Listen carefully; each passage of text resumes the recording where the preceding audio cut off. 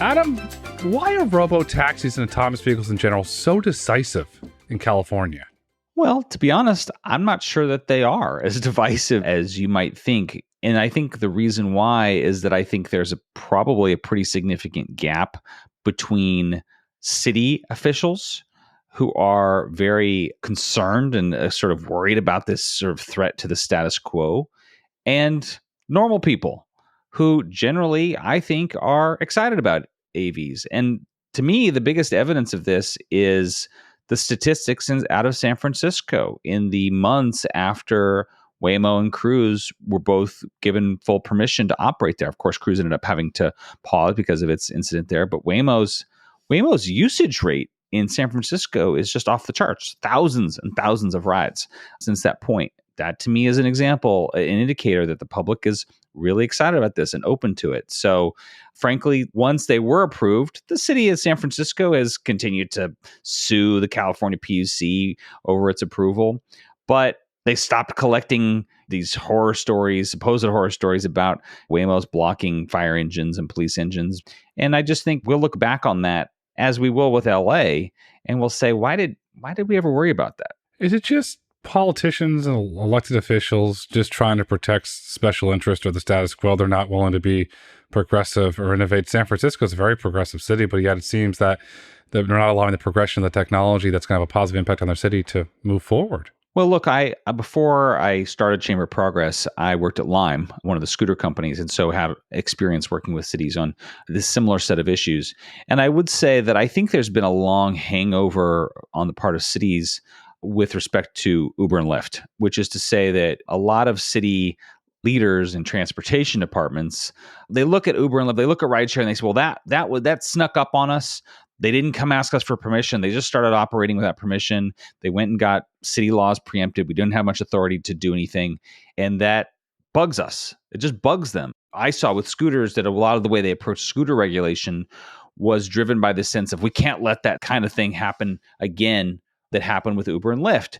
And I think there's a little bit of that with AVs too. The sense of like, oh, well, this really should be a city decision, not purely a state one. If you look at like Waymo's application in Los Angeles to the PUC, the only meaningful opposition it got was really from cities, the city of LA. And of course, they did their expansion to San Francisco Peninsula. It was cities and counties. There were something like 50 plus letters of support from community organizations and other organizations. It was overwhelmingly in support. And so I just think in some ways, like this is such a threat to the status quo that unfortunately city leaders in both LA and San Francisco have resisted. Now, it doesn't have to be this way. You look at like Phoenix, where Waymo's been operating, Mayor Keke, very, very pro AV. And arguably their stance has allowed Phoenix to become the early leader in autonomous vehicles operation. And even extends to Scottsdale. I remember we're probably going back 7-8 years. Mayor Lane of Scottsdale was very welcoming to the Waymo technology. Initially, it was initially in Scottsdale, it was in the greater Phoenix, and it worked its way to Scottsdale. But look at the tremendous impact that it's had on, I'll call it the greater Phoenix metro region. I asked their Chamber of Commerce, can I get data on travel? I started to see all these really interesting tweets and videos online. Hey, we're going to Phoenix. We're going to go on a guy's golf vacation. And guess what? We got to ride in the Waymo vehicle. It became part of a tourism. Yeah. I'd love to see data around what is the economic impact from the tourism. Is it making individuals want to go to the Phoenix, Scottsdale area to ride in the Waymo, to go on a golf trip, or to go on a spa vacation? It's really interesting there. But on the other side, the vehicles don't get distracted. They don't get drunk, and drunk driving is a huge epidemic. We have the cell phone issue. People stay distracted. Vehicles don't get distracted. And then we have the issue, which is starting to emerge, and there's government data emerging out of NHTSA, is driving while high. The vehicles don't smoke a bong and drive. But why are the positivities not discussed? Well, again, I think fear of the unknown and control. This is something that cities can't control in the way that they would like. Again, when I worked at Lime, the city, one of the things the cities loved is they could go to the scooter operators and they could say, we want to geofence certain areas. So if we get complaints about scooters going into a park or something like that, we're going to geofence the park. Terrible experience as a user, by the way. You're riding a scooter past a park and your scooter just stops. They like that control. And so I think that they would love to have more control over this. And I mean, I really think it's hard to talk about this without talking about cities in Vision Zero, because a lot of cities have put in place Vision Zero strategies for the last several years to reduce pedestrian deaths. And for the most part, they have failed. And I think that's because if you look at what they're doing, it's all stuff kind of around the margins. Let's put up more billboards. Let's do this. Let's do consumer education campaigns. The technology, the ultimate technology to deal with the pedestrian fatalities and driver traffic fatalities is sitting right in front of you. And yet you take this obstinate approach to it. It's really pretty frustrating. It's frustrating. Let's get into the local issues. Let's go look at the LA mayor's race. It was a frustrating race for certain individuals. It was Rick Caruso against Karen Bass, who now became mayor by a slim margin, not a majority of the margin. Why isn't Rick Caruso, for our individuals, viewers and listeners who don't know, Rick Caruso is developer of the Grove, a very large, prominent developer in Southern California, also is developing now in Montecito with the beautiful Rosewood Hotel Miramar. Why isn't Mr. Caruso go on offense, invite Waymo to the Grove, put a vehicle in the Grove, let individuals experience the technology and talk about the positive benefits over there? Mr. Caruso's not in politics, and he has a clear motivation from an economic standpoint to drive more individuals to the Grove to buy more products. So why doesn't Mr. Caruso talk about this and try and turn it upside down? Well, I confess I'm not an expert on Caruso or the dynamics there, but I will say that, I mean, you talked about Phoenix a second ago. Like Phoenix, I think of as like a striver city, right? They really want to attract people there. They really actively think about that. And they've had conscientious strategies to make Phoenix like more attractive and more desirable. And I think the reality is that there's very few California cities that have just had that mindset, right? And particularly Southern California and the Bay Area, they've never really had to think about that, at least in recent years. And so I do think that's definitely like, it's a mindset shift. Like, how do we make this kind of more livable? How do we make this more appealing to people? I would like to think that Los Angeles will ultimately be one of the great markets in the world for autonomous vehicles, just because the car is so central to LA. This is kind of why I have to think that ultimately, when the debate goes beyond politicians and policymakers and city departments of transportation, gets to like regular people and normal people are going to be really excited to take AVs in LA. They are. It's Tinseltown. It's Hollywood. Everybody wants that magic moment. In the late 60s, former lead singer of the Guess Who, Burton Cummings, was in town, fresh from Canada into America. He ended up at a bar one night and ended up running into Jim Morrison. He drove Jim Morrison around the Hollywood Hills one night, and it was one of those only in LA moments. Well, you go into Waymo, you never know who's going to be there. You can have one of those only in LA moments, and that's a special thing about that technology. There's bills going through the California Assembly and the California Senate. There's one that would effectively ban autonomous vehicles and trucks in the state. And there's another one, I can't believe I'm even going to say this to you, that would give local jurisdiction, right, from a regulatory standpoint, over autonomous vehicles. This is my opinion. If that happens, it's over. There's no way the vehicles can operate there. But why do they want to destroy their economy? Yeah, it's important to rewind to last year.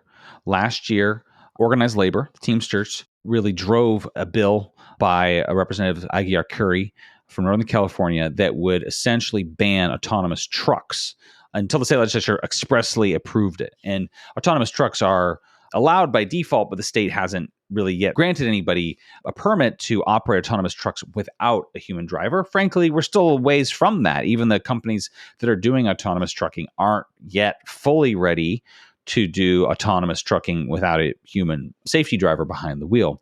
And this legislation last year somewhat predictably sailed through the legislature and was ultimately vetoed by the governor, because the governor said in his veto statement he wants the state to be a leader in autonomous technology. The state was off to an early lead, being headquarters of both Waymo and Cruise and Zoox and other innovators in this space, and doesn't want to further away that lead. Fast forward to this year. Okay, so now you've had, in the intervening time since that bill, and that bill was just about trucks, not about passenger cars. In the intervening time, though, you've seen Cruise and Waymo get approval to operate in San Francisco, and you've now had Waymo get approval to operate in greater Los Angeles, as well as the peninsula south of San Francisco. The common thread here is that the city governments don't like this, right? They have been the leading opponents, with City of San Francisco, City of Los Angeles, and the other cities. And so what happened is organized labor this year band together with the California League of Cities, which represents all the city governments, on a new piece of legislation that says that autonomous vehicles are banned by default unless a city has created their own regulatory regime, right? So you look at LA, of course, as everybody knows, whole patchwork of municipalities. You're going to drive from downtown LA to the beach. You're going to cross through 2 or 3 or more into individual municipalities. And each one of those municipalities would have to have its own autonomous vehicle regulatory program, its own internal expert. And the reality is that all this expertise actually lies at the state level at the Department of Motor Vehicles and the California PUC. They have real experts on this stuff, right? And they're overseeing the roads. It would really effectively amount to a ban. And I think, particularly given that almost all these city governments have been opposed to the permit applications from Waymo and Cruise, the reality is that you're talking about an effective ban.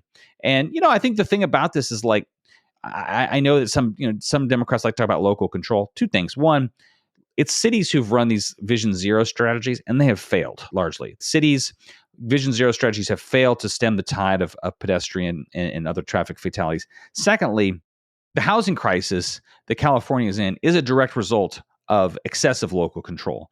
Starting 2 or 3 years ago, the state legislature finally got so fed up with cities that it's basically preempted them on most zoning things and demanded that cities control. I think, frankly, the traffic death crisis should be taken as seriously as the housing crisis in terms of the legislature not giving more authority to cities to be obstinate and really NIMBY-ish about both autonomous vehicles and housing, but really to embrace technology that's going to make things better in terms of safety. I went to a political event recently. I raised my hand and I asked this individual running for an elected office. He said, do you have a question? I said, yes. I said, when does common sense come into play of what you're proposing? So you mentioned to go from downtown LA to the beach. So you're going to go through West Hollywood. You're going to go through Beverly Hills. You're going to go through Santa Monica. Independent municipalities. Okay, so you want to effectively give local control to autonomous vehicles. What's next? You want to give local control to human-driven cars? Where does this slippery slope stop? Yeah, this is the thing. It's not practically about local control. It's really effectively a ban. Most cities are not going to have the bandwidth to do this. And even cities that want autonomous vehicles, it's a lot of work. Are they going to put the budget? Are they going to put the effort? Are they going to put the kind of the brain power into putting together a program? And by the way, they might also do it in a way that's like we see in the scooter regulation, where it's very micromanaged and very almost like putting such limitations on where autonomous vehicle fleets could go that would really hamper the potential of the technology. So I think that this is clearly something that would set the state back at a moment where it's really poised to be a leader. And as I said, the fact that the response of San Francisco residents and visitors was so positive right after Waymo and Cruise got approval, that to me shows that there's this like initial instinctual resistance on the part of city leaders, but that, once the public gets to experience autonomous vehicles, they like them. And actually, by the way, it becomes quite boring and ordinary. I've ridden in them before in Phoenix and San Francisco. At first, you're like, this is cool and amazing. A couple minutes in, you're like, where's my phone? What's going on? Twitter or news or sports scores? Like, you kind of get bored with it. And that's great. It's beautiful. I had this whole analogy, and I hope it still comes true, that individuals have flocked to San Francisco. They flocked there to ride in a trolley car, to go to Fisherman's Wharf. They flocked there to ride in an autonomous vehicle. They're becoming part of the culture. One of the big highlights to me, baseball's here, baseball season's here, and Cruise is the patch sponsor of the San Francisco Giants. It's there on their patch. It's part of the community. Waymo's bled into the community. What Waymo does too, you mentioned the board part. I want to give a shout out to the Waymo team. They've done a beautiful job integrating music into the experience. When you can sit in the back of the Waymo, I was in there a few weeks ago. It was a rainy San Francisco day, and they had Kind of Blue Miles Davis. Like, this is a wonderful experience cruising around or Waymoing around, if you want to use that term, around San Francisco, listening to Kind of Blue. It was that only in San Francisco experience. It's very similar to what you can have that only in LA moment. Let's say the bill, as this is, we're going to go on history here, sails through the Assembly, sails through the Senate, goes to the governor's desk. Do we get another veto? I think we will. Yeah, I hope we would. I think there's a weird dynamic in the legislature, frankly, where the fact that there's a somewhat dysfunctional dynamic where Democrats in the legislature are used to the governor saving them from themselves. And I think, unfortunately, I know, based on our work on this issue and the AV trucking bill last year, that there are legislators who do not like the bill. But, crossing organized labor and the California League of Cities in the legislature is seen by some of them as not wise politics. And so I'd love for them to be more, I'd love to see more legislators stand up and say, this is just bad. It's bad for safety. I mean, number one, like, this is actually technology that is proven to be safer than human driving, and we have to give it a chance. But I think, unfortunately, because the governor vetoed the trucking bill last year, I suspect that some of the legislature will count on him to do the same with a local control bill and figure you don't have to be opposed to it. But, again, I would just like to see some in the legislature really stand up for safety and say that this is really, really important. Why does an individual or a member of the legislature go to the public and lay out the case and cross the teams and say, listen, we've got marijuana dispensaries up and down this state. People are driving high. It's a problem. We all know it's a problem. You might want to sweep it under the carpet, but it's a well-known problem. This solves the problem. You can drive high as a kite, ride high as a kite in an autonomous vehicle, no problem. That to me ties into the safety issue. Or you look at everybody stares at their phone. And in Los Angeles, I lived there for years. There's a massive amount of traffic. You're bored, you take out your phone. Well, you're bored in an autonomous vehicle. Who cares? The vehicle's going to drive with one job, to get you to and from your destination safely. Why isn't a member of the legislature say, you know what? The heck with politics. I was put here to serve the people, not to serve the special interest, and put the California people above the special interest and go directly to the public. Why does that not happen? Well, I'll leave it to more pundits. My guess, it probably has something to do with incentive structure in the legislature, and particularly the role of particular groups like organized labor in this case and the League of Cities. Those are the reasons. And let's face it, the average person also probably couldn't even name their state legislator, much less pay attention to what's going on in the legislature. So the average legislator may unfortunately conclude that they would face more headaches from organized labor by opposing the bill than they would get praise from their voters for supporting it. And I hope that wouldn't be the case. I'm really eager for more leaders to step up and lead and say, like, the safety crisis is unsustainable. We have to do something different. It's great that we've had Vision Zero plans, but we got to be honest with ourselves that those haven't worked, and we need to try something different. Let's give autonomous vehicles a shot. I go back to this study that was done by Waymo and some outside researchers based in their operations in Phoenix. They were able to look at humans versus robots, right? And they were able to say, here's exactly how much safer the AVs are. They were estimated to reduce crashes with an injury by 85% over human drivers, right? And so that is a very significant. This is not theory. This is based on what we've actually seen. Our organization used this study to look at California specifically, and our senior economist found that if California had widely deployed AVs over the last 3 years, AVs in California would have saved 1,300 lives. And that's a broad deployment, even if on a conservative deployment, 100 lives. And so, man, we should try that, right? This is actually going to probably save lives. It's going to save lives. Not probably. It will save lives. Let's cut to the chase. I'll cut out the probably. It will save lives. This is data stat is Medicare and Medicaid, U.S. government data. $70 billion a year it costs to service, from a healthcare perspective, traffic crashes. That includes bicycles, any sort of incidents that happens there. California has a housing crisis. They have a traffic crisis. They have a healthcare crisis. Autonomous vehicles can lower the cost of healthcare, but yet nobody talks about that. There's all these positivities around the positive benefits of technology, but yet you get a local leader who pokes their head up and says, I need control. Why? It failed. Look at your background from Lime, okay? The mobility open spec database that Sarita Reynolds and the LA DOT did was an absolute utter disaster, and little buried in there, God bless city control, they had the right to turn around an autonomous vehicle and take control of it. They can't be trusted. You want to give them even more power and they can't be trusted? I think that things like the mobility standard, frankly, were born out of city DOTs wanting to not lose control over some new thing like they did with Uber and Lyft, right? And of course, they tried to extend it to Uber and Lyft as well. But, you're talking about departments of transportation that are used to planning things centrally, right? Look at bike share programs, right? Most of them, docked bike share programs, have largely been run by city DOTs, master planned. They've tried to optimize, locations. And for the most part, the economics of them are generally unsustainable unless they're subsidized by the city. I saw, working at Lime and going to cities to present and propose dockless electric scooters, that they faced resistance to it because that challenged a thing they had owned, right? And so I think that's part of it as well. Let's hypothetically say a de facto ban goes into place. Companies are going to leave. Do they go after AI next and try and Oh, that's the next boogeyman. We got one boogeyman. Now we have to go get the next boogeyman. And then we just start going down this rabbit hole. I asked that because 19% of California's GDP is tech. If the almighty legislators in California, then to me, then they're going to go on a crusade just to bankrupt their economy. Yeah. I'll give you a practical example, and this is outside the realm of passenger service, but autonomous trucking. Nobody's been trying to do it in California. There aren't sort of rules of the road yet. But the states across the South and Southwest, there's a whole corridor of states, really from Arizona to probably Georgia and Florida, that have legalized autonomous trucking.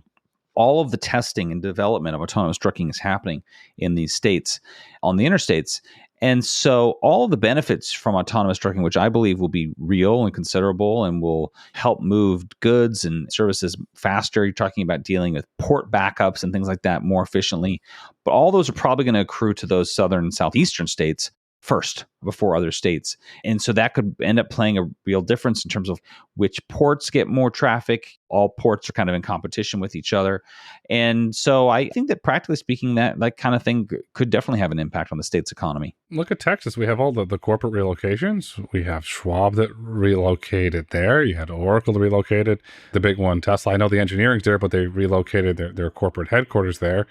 Then I keep asking individuals in the Texas and the relocation, come to Texas with the offer incentives. And I said, what happens if Wells Fargo and Visa decided to pick up and move to the DFW region? Does that wake the state up, or does this continue? I mean, that's a good question. And I'm a Democrat. Our focus is mostly on Democratic cities and states. And I think that, unfortunately, a lot of the bluest cities and states in the country, California, Washington, New York, are so used to being kind of like a mecca for people without really having to try very hard. They don't have the muscle for attracting development. And I contrast that, by the way, with what I call sort of like striver states. So Nevada, Arizona, Virginia, North Carolina, even Kentucky, Kansas, Georgia.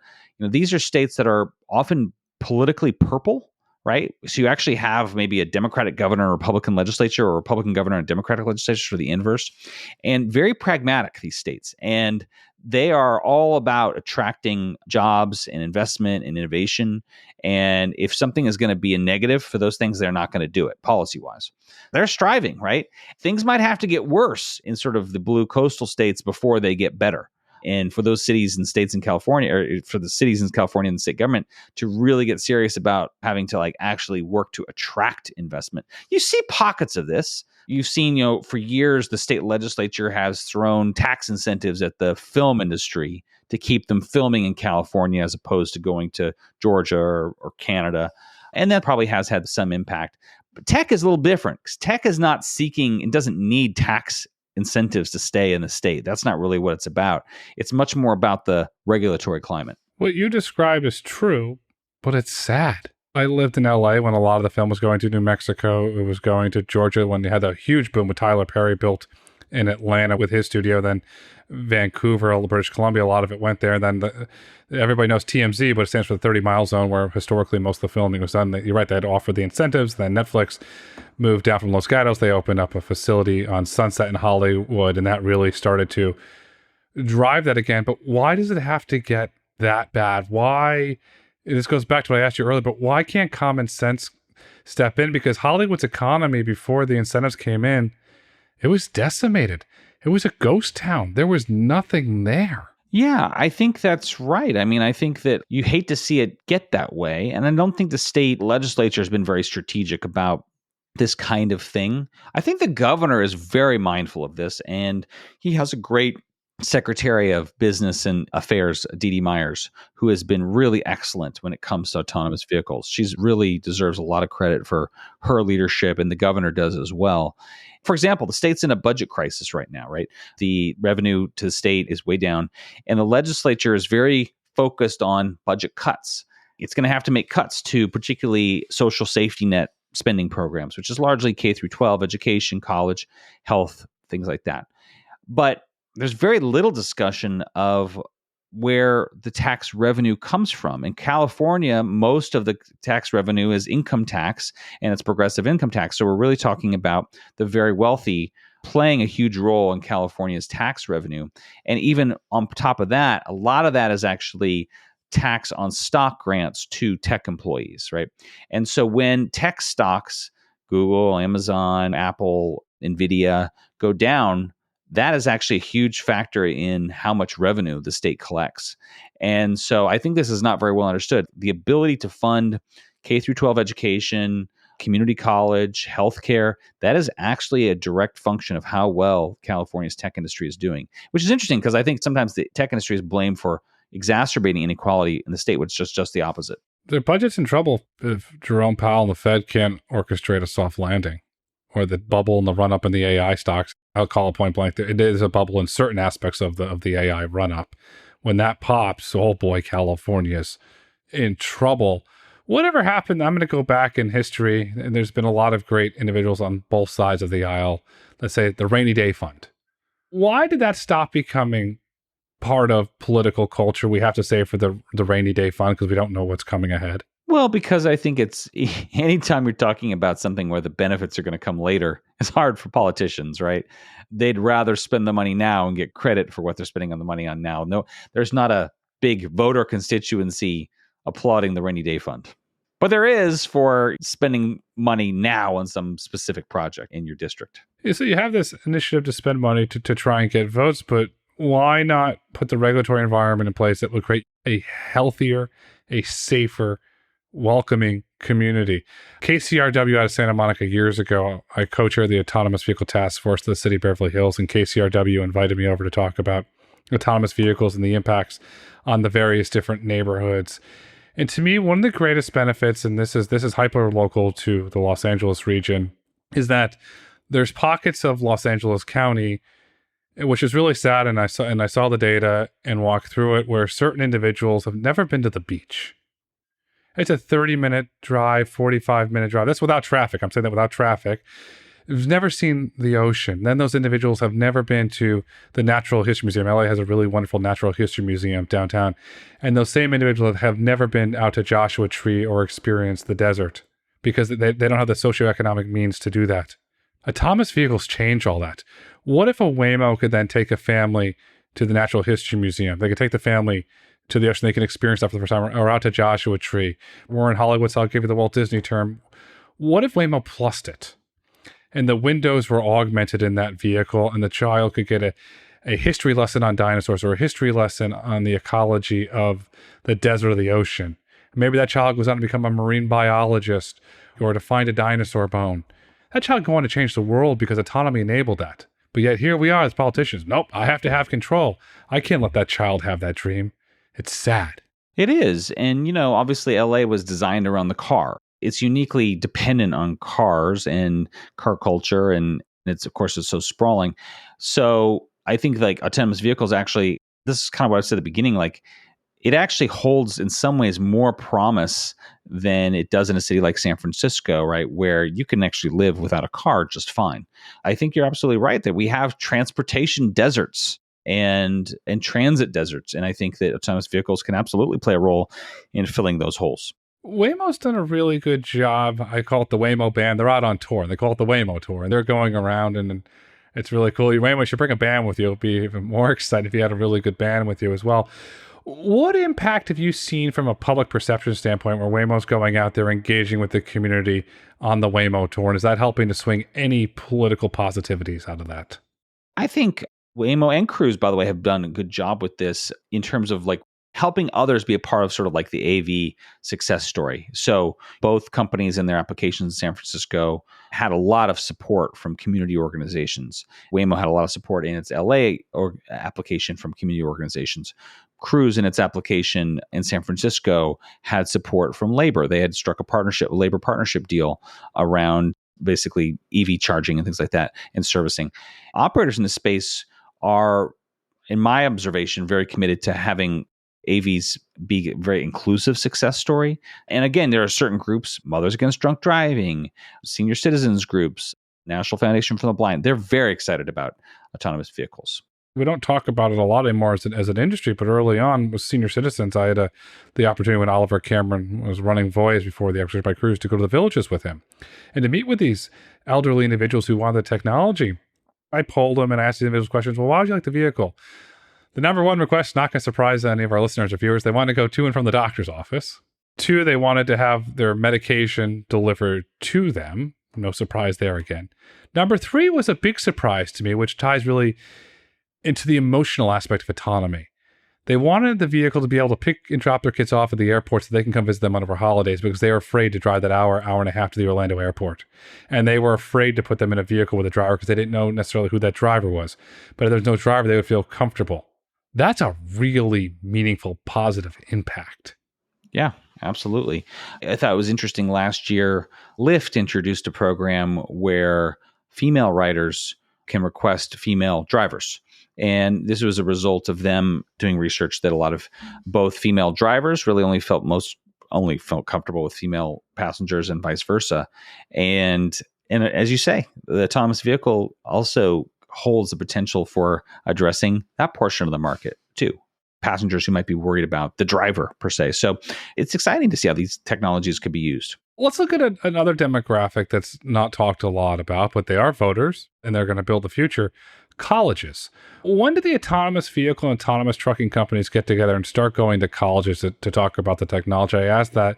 I was over a friend's house with his wife for dinner, and his daughter was home from college, and we're talking about autonomous vehicles. And I said, would you ride in one after a night at the bar or to a friend's house?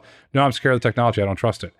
Why? And I walk her through it, and I said, well, would you get in with a stranger? No, I have to go with at least 2 girlfriends to get in the vehicle. And I said, but you won't go in there. What are they going to do? Exactly. What are the girlfriends going to do? Are they going to get outside and stop the vehicle? It's interesting because we've done polling on this question of like, are you excited or interested in riding an autonomous vehicle? And I will say, most people are not. Most people are wary about it. And so I think that's because it's not widespread yet. And so it's going to take time for people to see it, experience it. People's view changes on a dime once they experience it. That's a thing that is so interesting. But in the abstract, it seems crazy. But I will say, like, look, I remember the first time I had gone to South by Southwest when Lyft was just starting. And I told my wife that I was going to riding in a Lyft. And she was like, well, wait a minute, is that someone's car? And you're in their car and it's just you and them? And it just seemed insane to her. I think autonomous vehicles are going to go through that same acceptance curve. You're right. At certain lifts, you had the fist bump, you had the pink mustaches. There's this whole culture that developed around it. And go back to the polling, they're, oh yeah, you can't get the stranger. Now it's oh, Uber's here. Okay, gotta go. See you later. There's no second guessing or third guessing it. And Uber's become a verb. I don't know if you're familiar with the Gartner hype cycle. Gartner consulting firm came up with this idea that like every new technology basically goes through the same cycle, which is first you have kind of like the technology trigger, right? So in this case, you're talking about LiDAR, cameras, radar, all fused together in a car, right? That's the technology trigger that makes autonomous vehicle and software that makes autonomous vehicles possible. The next stage is what they call the peak of inflated expectations. This new technology is going to change everything. It's going to cure cancer. It's better than sliced bread.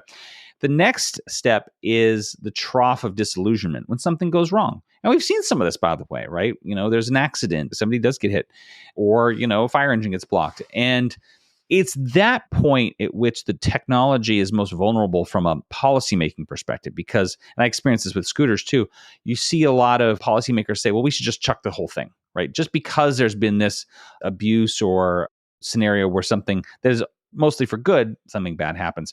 But then ideally you exit that trough of disillusionment into what they call the plateau of productivity, where you say, look, this thing is nearly as amazing as the hype suggested, nor is it as awful as the haters suggested. It's somewhere in the middle. And we get there through appropriate regulation, where you encourage the good and you sort of cabin the bad. Right now, autonomous vehicles are a state issue. When do they become a federal issue? We've had the law at Dingle Bill several times. We had Kathy McMorris Rogers introduce one years ago. But it just seems start, stop, start, stop, start, stop. And there's never any traction. If you look at the political dialogue in D.C. or at a federal level, national level, there's not a lot of discussion around autonomous vehicles. Do you see that changing at some point? I'd like to hope that it would change. I think that there are things that the federal government definitely needs to do. So, for example, it is a little nuts that even the Waymo vehicles have a steering wheel and a brake. They don't need that. But the reason why Waymo does that is because if they wanted to go the other path of building a custom built autonomous vehicle, they would have to abide by and live under caps that are in place by NHTSA for building vehicles that do not have side mirrors and steering wheels and things like that. Zoox, another AV company, is pursuing that strategy. That is something that like only the federal government can do, which is really like they have oversight over essentially the design of the vehicle itself.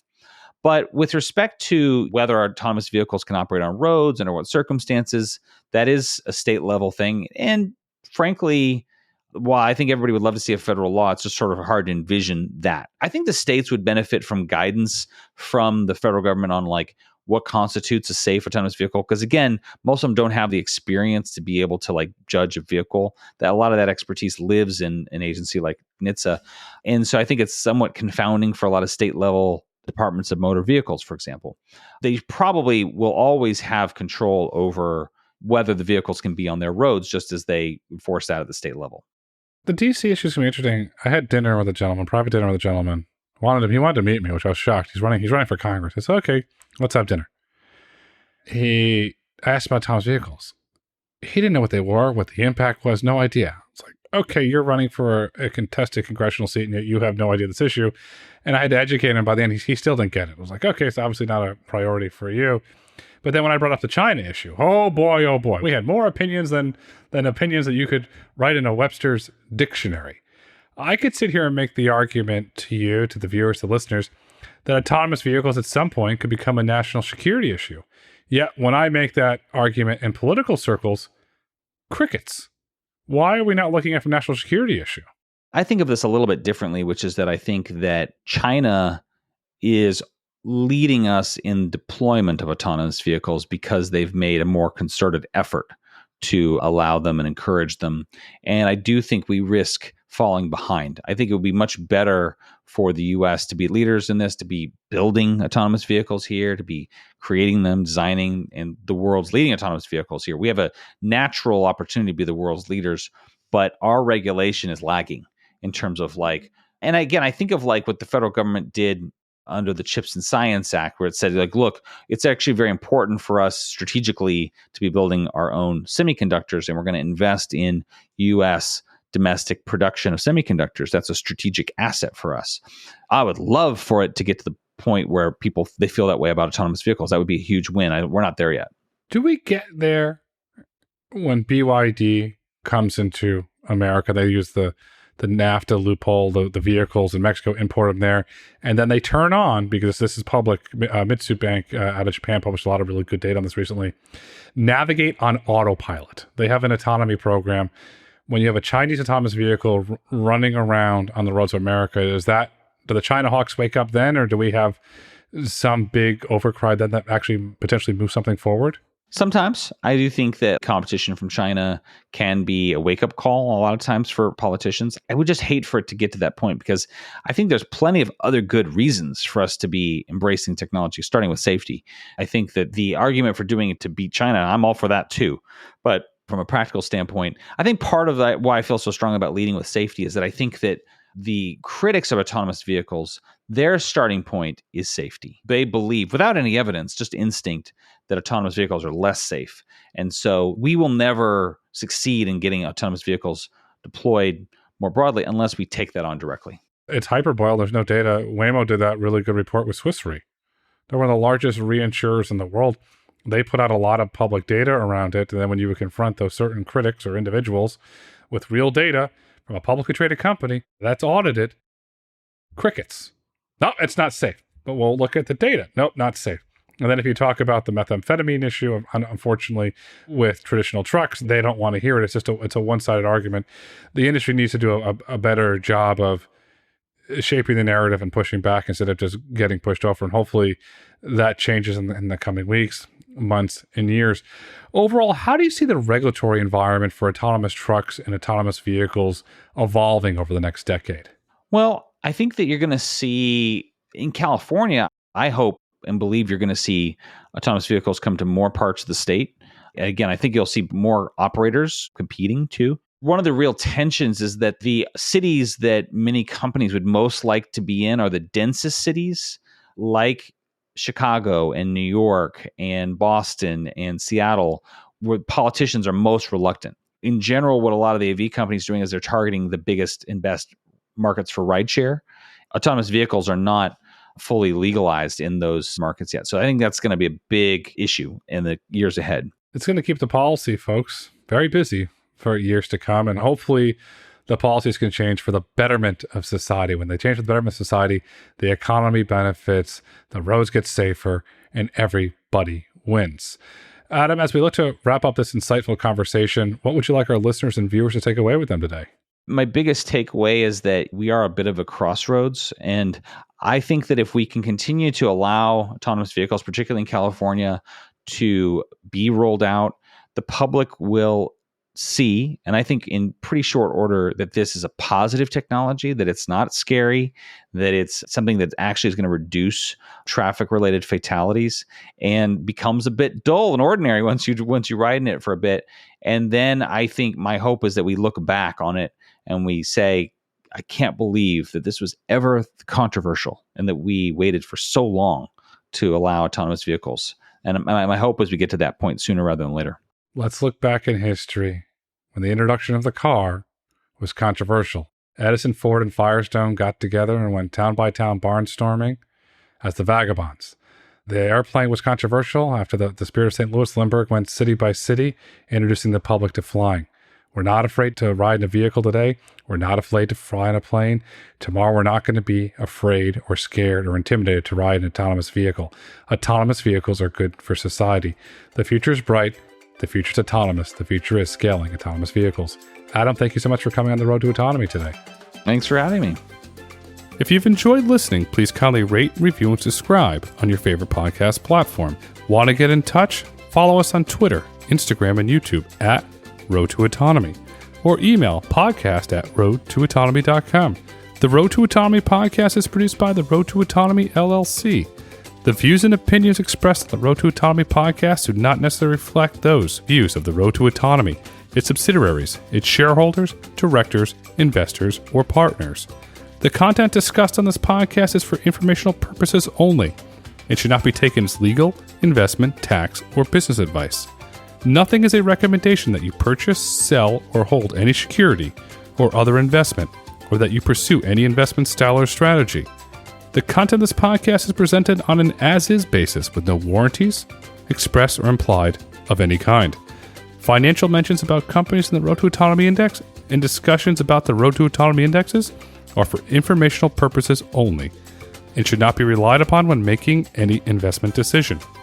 Furthermore, an inclusion of security within the Road to Autonomy Index is not a recommendation by the Road to Autonomy Indices, LLC, to buy, sell, or hold that such security, nor is it considered to be investment advice.